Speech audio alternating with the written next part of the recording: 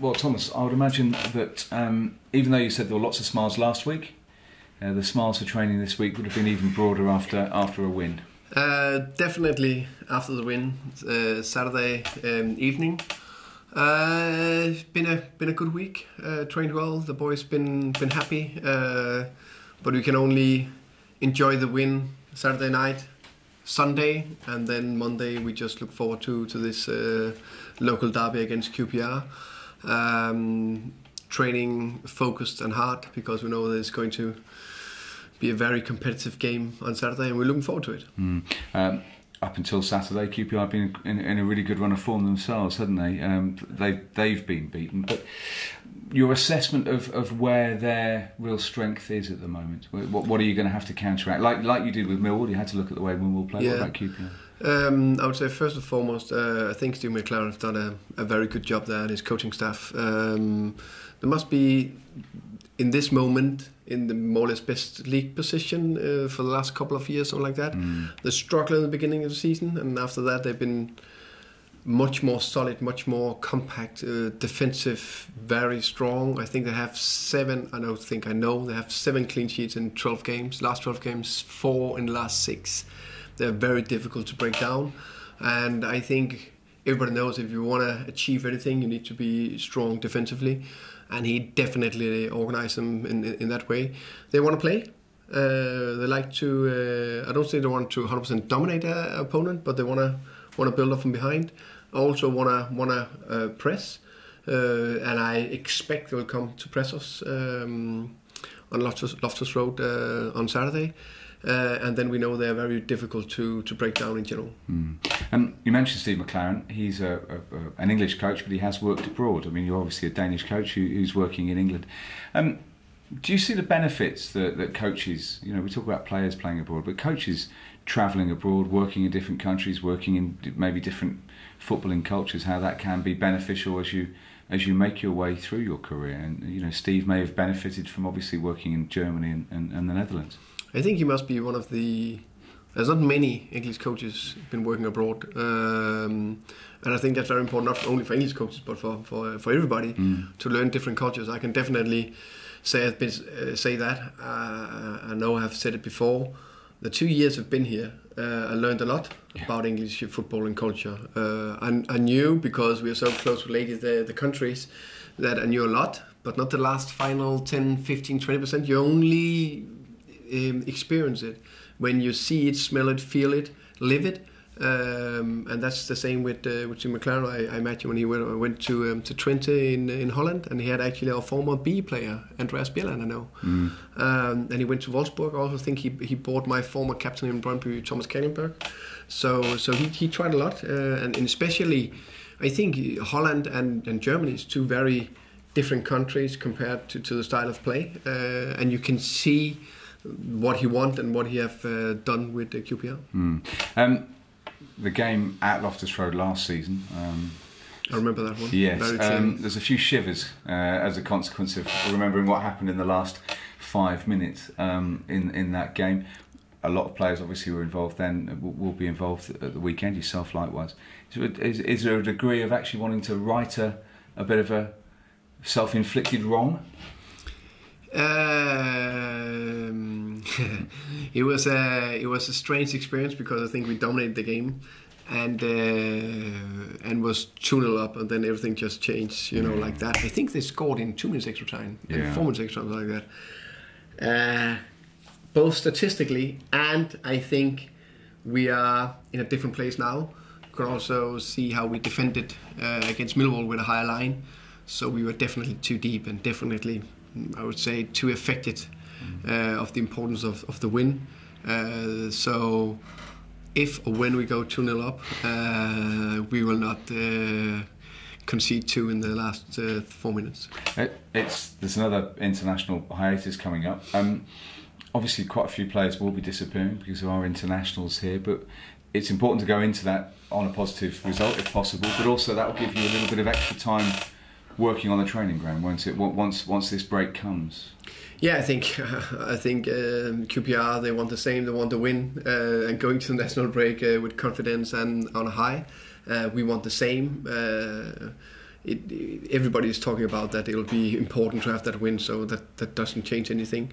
But going into the national break, it's not about resting players, it's about train and progress and develop small bits in the play, because it's a little bit more calm.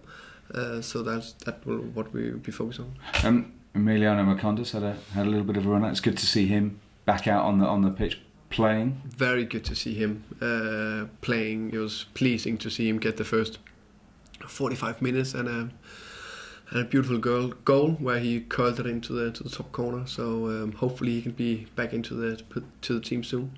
Which would be good to see. On another issue, there's been discussion about your sort of coaching setup, and obviously you brought in one assistant. Is it still a plan to have another assistant coach? Are you still looking at that? Are you just taking your time to get the right appointment?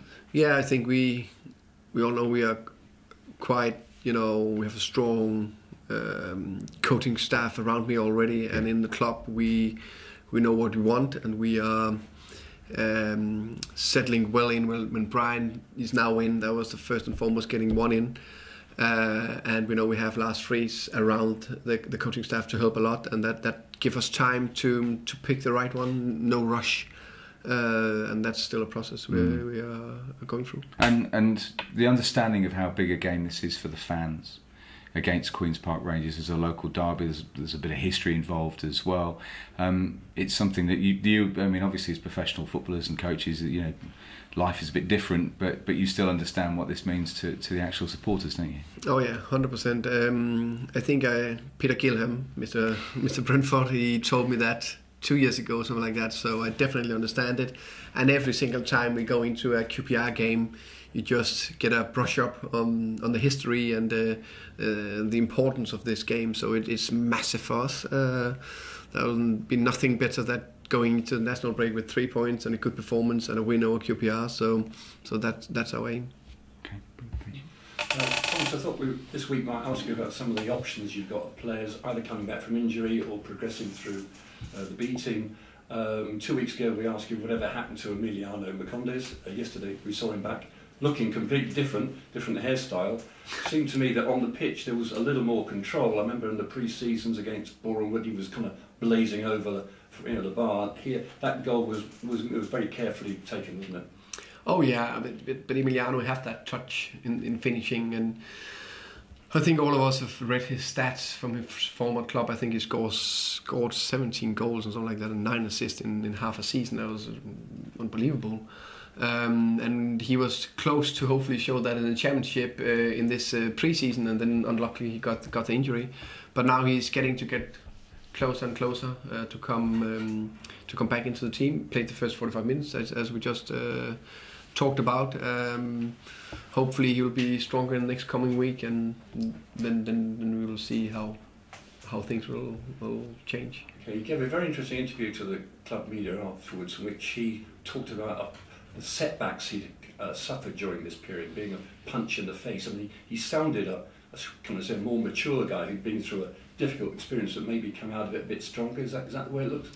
I think most of the players who have a longer injury, normally they get stronger because they understand and they worship and appreciate just a normal training, to train, play with the ball, the most precious, how can you say, kids' toy you can play with in the world, and they just enjoy it much more when they are fresh and fit.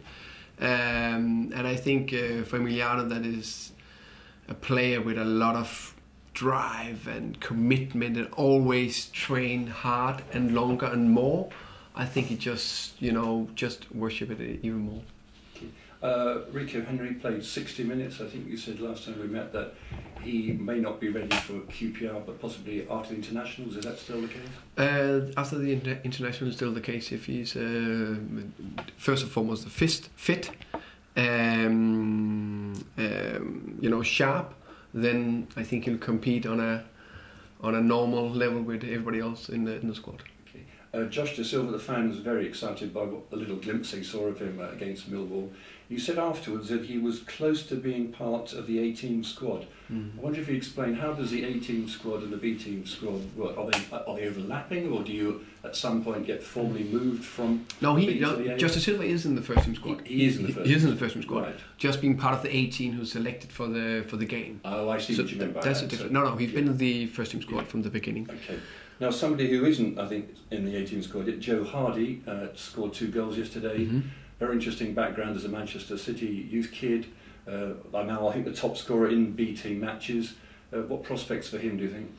I think Joe is a top goal scorer inside the 18-yard box. He is deadly. He's scoring more or less every different situation we're putting him in. There's other aspects of the game he needs to progress a little bit, especially the link-up play, a bit of pressing, a bit of being constantly involved in the game. I think the 3 areas he needs to develop more to get closer to the first team. But inside the box, you have top skills. Okay, players who may still not come back. Cameron Makocha, I think we've been promised a press release a number of times on his interview. Yeah. What's actually the situation? The situation is, now I have the update. The situation is that it is a calf injury, and from the day he got the injury, the match against Norwich, it should be between 4 and 6 weeks before he can go into 100% training. So we are getting closer, and he was almost running out there. Now not running. He was walking and said, "Oh, you're running," but it's progressing going forward. Okay, now Lewis McLeod wasn't actually in the squad against Millwall. Is that an injury, or was he not selected? There was a slightly hamstring issue. Nothing big. Hopefully he's a potential for Saturday. Okay. And on the coaching side, you said you didn't want to rush into the second assistant coach. Quite noticeable at the end of the Millwall game that Brian Riemer exchanged some pretty warm hugs, embraces with a number of the players. So he sounds like he's getting pretty close to the players already. Yeah, I would say Brian is one of these, persons that is very good at creating relationships with people quick. That's one of his strong side. And he's just, he just brings a lot of energy, just walking into people, creating a good relationship, and of course bringing a lot of coaching knowledge into the team. I also said after the game in the press conference that the high line and bits of the defensive, he already have an impact on that.